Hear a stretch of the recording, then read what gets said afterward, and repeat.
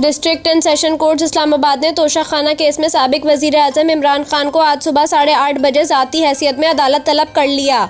Notice में कहा गया है कि पेश ना होने पर कानूनी कार्रवाई अमल में लाई जाएगी। इस्लामाबाद की 2 मुख्तलिफ अदालतों में आज इमरान खान के खिलाफ केसेस समाअत के लिए मुकर्रर हैं।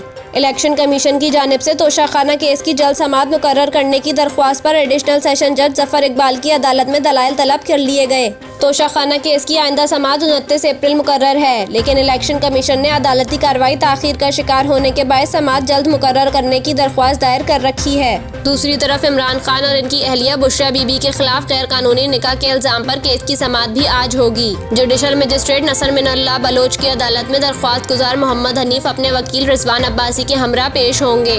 इस्लामाबाद के शहरी मोहम्मद हनीफ ने अपनी दरख्वास्त के साथ इमरान खान के निकाह ख्वाह मुफ्ती मोहम्मद सईद खान का बयान अदालत में जमा कराते हुए इस्तदा की है कि इद्दत के दौरान निकाह करने पर चेयरमैन PTI और इनकी अहलिया बुशरा बीबी के खिलाफ सेक्शन 496 के तहत कानूनी कार्रवाई की जाए।